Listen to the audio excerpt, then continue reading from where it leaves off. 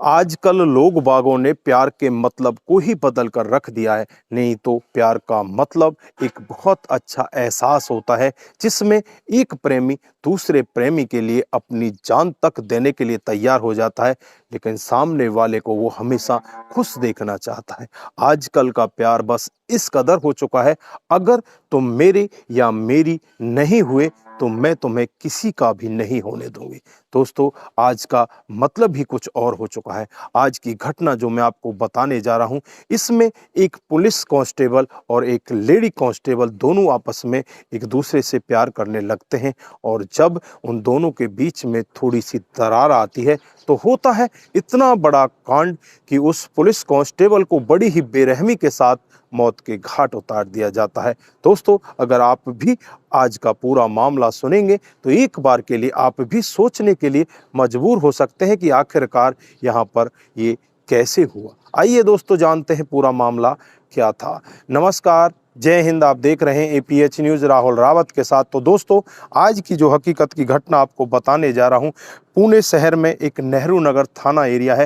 ये नेहरू नगर थाने एरिया की हकीकत की घटना है। यहाँ पर एक हेड कांस्टेबल है जिनका नाम है शिवाजी। जो शिवाजी देखने में बहुत ही सीधे साधे होते हैं, बहुत ही अच्छी शक्ल लेकर पैदा होते हैं, और वो अपने थाने में अच्छे से काम करने लगते हैं। शाम को डेली अपने घर जाया करते हैं। 15 सितंबर 2022 रात को करीब 10 बजे का वाकया होता है, जब शिवाजी अपने थाने से निकलकर पनवेल के लिए बस पकड़ने के लिए पैदल चल रहे होते हैं। तभी उनके पीछे से एक नैनो कार आती है और नैनो कार उनमें इस तरह से टक्कर मारती है, वो वहीं पर रोड पर तड़फने लगते हैं। आसपास के लोगों को जब पता चलता है, तुरंत ही पुलिस को खबर की जाती है। पुलिस मौके पर पहुंच जाती है और उस शिवाजी कांस्टेबल को उठाकर नज़दीकी हॉस्पिटल में ले जाती है, और हॉस्पिटल में जाने के बाद डॉक्टर साहब उसे मृत घोषित कर देते हैं। और जैसे ही थोड़ी दूर आगे वो नैनो कार जाती है तो उसमें भी आग लग जाती है। जब इस सब के बारे में इस शिवाजी की पत्नी को पता चलता है तो शिवाजी की पत्नी वहां पर पहुंच जाती है। पुलिस वालों के ऊपर दबाव बनाने लगती है कि ये एक महज रोड एक्सीडेंट नहीं है, मेरे पति को मारा गया है। उसके बाद जब पुलिस उससे पूछताछ करती है कि तेरे पति को किसने मारा है, तो वो एक नाम लेती है कि इनके साथ एक लेडीज कांस्टेबल काम किया करती थी जिसका नाम शीतल है। उस शीतल ने ही इसको मरवाया है, क्योंकि शीतल के साथ इसका अफेयर था और मैंने इसके अफेयर को बंद करा दिया था। उस दिन से ही शीतल ने बदला लेने की ठान ली थी।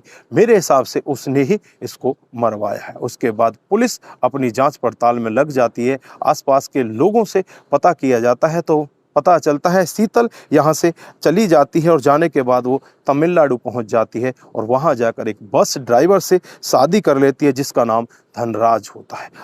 अब पुलिस तमाम तरह की कोशिशें करने लगती है। पुलिस सीसीटीवी कैमरों को खंगालती है तो सीसीटीवी कैमरे में उस नैनो कार को चलाते हुए 2 लड़के दिखाई देते हैं। उन दोनों लड़कों के फोटोग्राफ्स निकाले जाते हैं और इस बस ड्राइवर धनराज के घर का रुख किया जाता है। जब धनराज से पूछा जाता है कि क्या इनमें से किसी लड़के को आप जानते हो, तो उनमें से धनराज एक लड़के को पहचान लेता और कहता है कि साहब, ये तो मेरे मोहल्ले का रहने वाला है। उसके बाद पुलिस तुरंत ही उस लेडीज कांस्टेबल शीतल का रुख करती है, उसे अपनी गिरफ्तारी में लेती है, और जब सख्ती के साथ उससे पूछताछ करती है तो शीतल थोड़ी देर में टूट जाती है। वाकया एक रटे रटाए तोते की तरह बताने लगती है। शीतल बताती है कि साहब, आज से काफ़ी दिन पहले का वाकया होता है, जब मैं और ये कांस्टेबल शिवाजी एक ही थाने में काम किया करते थे और हम दोनों एक दूसरे के ऊपर जान छिड़का करते थे, एक दूसरे के साथ प्यार प्रसंग में होते हैं, एक दूसरे के साथ संबंध बनाते हैं। लेकिन जो शिवाजी होता है, उसकी पत्नी को इस सब के बारे में पता चल जाता है।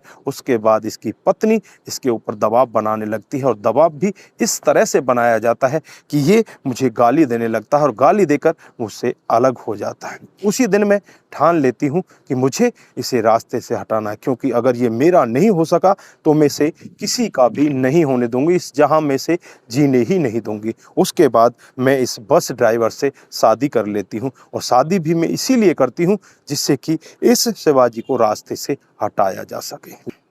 लेकिन मैं यहाँ पर अपने कारनामे में कामयाब नहीं हो पाती। उसके बाद पड़ोस में ही रहने वाले एक लड़का जिसका नाम होता है विशाल, मैं उसके साथ दोस्ती करती हूँ। विशाल से कहती हूँ कि मैं तुमसे बेहद प्यार करती हूँ और तुम्हारे साथ ही मैं शादी करना चाहती हूँ, लेकिन मुझे मजबूरी में इस बस ड्राइवर के साथ शादी करनी पड़ी। मैं चाहती हूँ कि एक पुलिस कांस्टेबल है जिसे तुम्हें रास्ते से हटाना है। अब अपनी चिकनी चुपड़ी बातों में विशाल को फंसा लेती है और फंसाने के बाद विशाल बिना कुछ सोचे समझे एक प्लान बनाता है और प्लान के तहत ही वो अपने एक दोस्त को इस सब में शामिल करता है। दोस्त और विशाल दोनों एक नैनो कार में बैठ जाते हैं। इन्हें पता होता है कि रात को 10 बजे के करीब ये कांस्टेबल अपने घर के लिए जाता है और फिर उसी समय ये नैनो कार से उसका इंतजार करते हैं और जब ये कांस्टेबल वहाँ से निकलता है तुरंत ही वहाँ पर इसको गाड़ी से उड़ा दिया जाता है और इस सब का सबूत ना मिले इसलिए उस नैनो कार में भी आग लगा दी जाती है।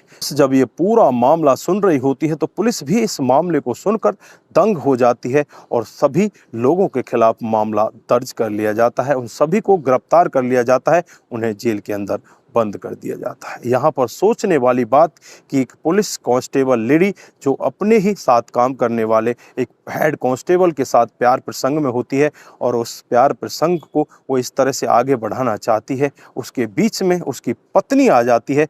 वो पत्नी को नहीं खुद उस कांस्टेबल को ही इस दुनिया से विदा करा देती है। दोस्तों, इस घटना के बारे में आप क्या बोलना चाहते हैं? आपकी क्या राय है? आपकी जो भी राय है एक बार कमेंट बॉक्स में जरूर दीजिएगा। दोस्तों, इस घटनाक्रम को सुनाने का उद्देश्य सिर्फ आपको जागरूक करना है, आप लोगों को बताना है कि इस तरह से हमारे समाज में ऐसे ऐसे कारनामे भी हो रहे हैं। दोस्तों, आज के लिए बस इतना ही। फिर मिलते हैं किसी नए मोड़ के साथ। तब तक के लिए आप अपना ख्याल रखें, अपने परिवार का ख्याल रखें, सतर्क रहें, सावधान रहें और ऐसे क्राइम को अपने आसपास ना होने दें। दोस्तों, आप सभी लोगों से मेरी एक अपील भी है, अगर आप लोगों को हमारे वीडियोज जरा से भी अच्छे लगते हैं, जरा से भी प्रभावित करते हैं तो अपने दोस्तों के साथ जरूर शेयर करके जाइए। दोस्तों, आज माँ दुर्गा का पहला नवरात्र है। सभी देशवासियों को नवरात्रि की हार्दिक शुभकामनाएं। आप सभी के घर माँ का आशीर्वाद सदा सदा बना रहे। आप सभी खुशी रहें, जहाँ भी रहें आप बिल्कुल सतर्क रहें। नमस्कार, जय हिंद,